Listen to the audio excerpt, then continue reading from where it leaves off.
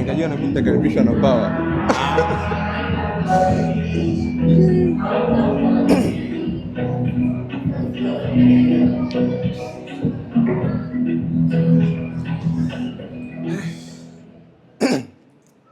Yani, habarini za mchana. Assalamu alaikum warahmatullahi wabarakatuh.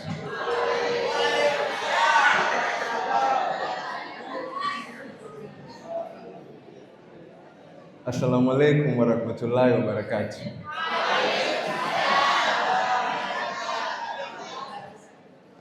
Basi awali ya yote nipende kuchukua nafasi hii kujitambulisha kama ambavyo ametangulia kunipa utambulizi mfupi ndugu Esto. Kwa jina naitwa Suleiman Simon, ni rais serikali ya wanafunzi chuo kikuu KCMC. Nadhani kama ambavyo alikuwa ameuliza pale awali, kuna baadhi yetu ambao tunakifahamu, si ndivyo? Tunakifahamu. Sasa kwa neema ya Mungu kwa mwaka huu hapa 25 26 mimi hapa ni rais wa serikali ya wanafunzi pale, lakini sio hivyo tu, vile vile mimi hapa ni mwanafunzi wa physiotherapy bachelor of science in physiotherapy mwaka wa 4. Kwa siku ya leo natamani kuzungumzia kwa uchache sana swala zima la uongozi kwenye upande wa sisi hapa vijana ambao tunaanza. Nadhani mojawapo ya malengo makubwa ya kuniita mimi hapa kama mzungumzaji hususan kwenye hii mada ilikuwa ni jinsi ambavyo ninafanya kwa upande wa pale KCMC. Sasa nadhani naweza nikapata masikio yenu kwa dakika 5 tu, si ndio? Tusikilizane, si ndio? Sawa. Sasa basi kwenye physiotherapy kuna vitu vingi. Kuna mtu ameshawahi kusema kwamba automatically ukiwa ni mtu ambaye unatumikia kwenye kada ya afya, moja kwa moja wewe tayari unakuwa ni kiongozi, si ndivyo jamani? Ukiingia katika hospitali, ukiingia katika jamii, kuna namna moja ama nyingine ambapo watu wanakuwa wanakutizamia wewe hapo kama kiongozi wao. Lakini hata tukitoka kwenye kuwa wadau wa afya, ukirudi kwenye uhalisia wewe hapo hata kuwa binadamu, jinsi ambavyo unaongoza hata maisha yako, paka hapo tayari inakidhi kusema kwamba wewe hapo tayari ni kiongozi, si ndivyo jamani? Kwa hivyo hamna kundi husika ambao nitakuwa nazungumza nao, nitakuwa nazungumza na watu wote ambao tuko humu ndani, sawa? Sasa nitazungumzia vitu vikubwa viwili inapokuja kwenye swala zima la uongozi, sawa jamani? Kitu cha kwanza ni swala zima la kuchukua jukumu. Kuchukua jukumu katika vitu ambavyo nadhani sisi hapa kama vijana au niseme sisi hapa kama watu ambao tunaanza katika hii taaluma yetu, mojawapo ya changamoto ambazo wao tunakutana nazo ni kuwa na tabia ya kunyoosha kidole, si ndivyo jamani? Yaani ile kwamba labda tuseme imetokea changamoto gani, labda chai imechelewa, si ndio? Nasema ile itakuwa shida ya nani?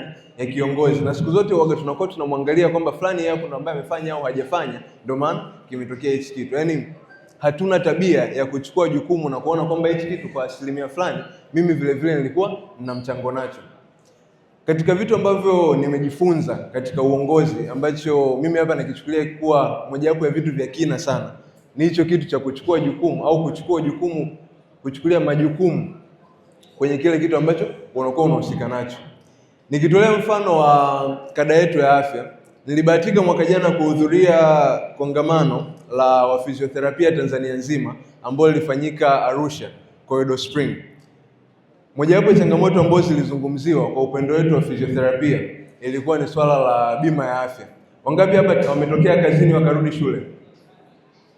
Wangapi wametokea kazini wakarudi shuleni? Wangapi wako shuleni? Yaani sasa hivi ndo tuko either tunasoma diploma ya physiotherapy au bachelor ya physiotherapy, tupungiane namna hii.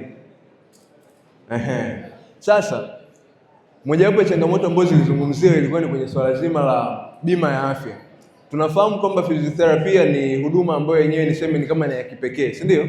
Ni ya kipekee. Hautaipata tu vile kwa bima ya kawaida, pengine inahitaji kuomba kibali na vitu kama hivyo hapo. Lakini pamoja na yote bado gharama ambayo ilikuwa iko allocated kwa ajili ya huduma ya physiotherapy au session moja ya physiotherapy ilikuwa inaonekana ni kiwango kidogo. Sasa nataka nikupe mfano wa aina mbili za watu. Sasa hii niseme mfumo wa fikra, yaani fikiria upate picha. Kuna aina mbili za watu. Kuna mtu mmoja ambaye ataona changamoto kama hiyo hapo akasema serikali bana.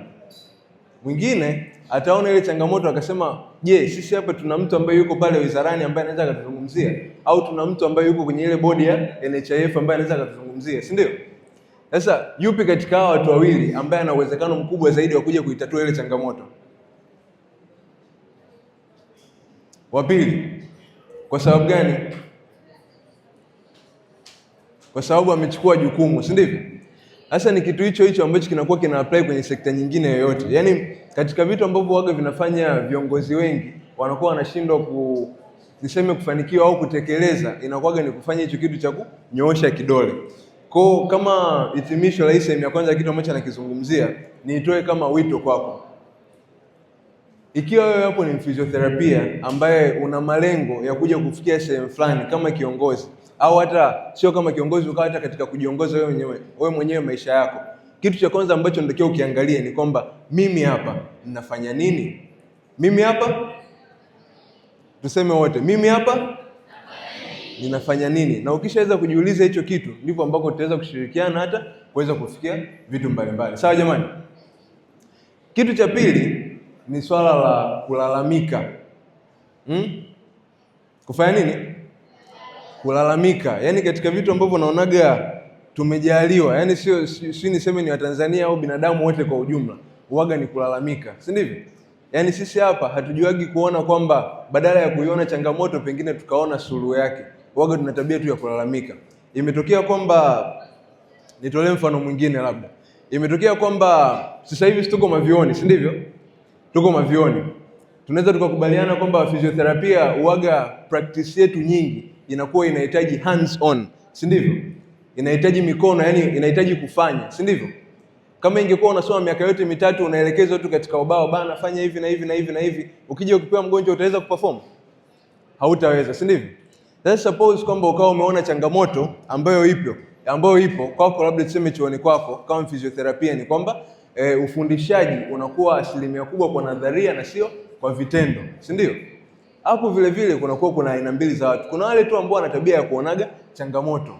Yaani yeye ukikaa naye kuzungumza utasikia muda wote anazungumzia kwamba kwa nini hawakufanya hichi hapa, kwa nini hawakufanya kile pale, kwa nini tusingeweza kufanya hivi, kwa nini tusingefanya kile pale, lakini kitu ambacho hawazungumzii au kitu ambacho hawakitilii maanani huaga ni kutafuta suluhu.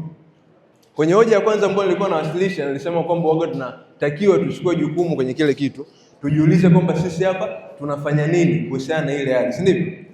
In more or less the same way, kwenye swala la pili la kulalamika, tubadilishe mtazamo wetu kutoka kwenye kutambua changamoto mpaka kwenye kwenda kuzitafutia suluhu. Sawa jamani? Kwa hivyo nikijumuisha vitu vile ambavyo nimezungumza, cha kwanza tumesema ujiulize mimi ninafanya. Kitu cha pili tumesema usiangalie changamoto, tafuta suluhu. Sawa jamani? Basi kwa maneno hayo machache niwashukuru sana. Takbir.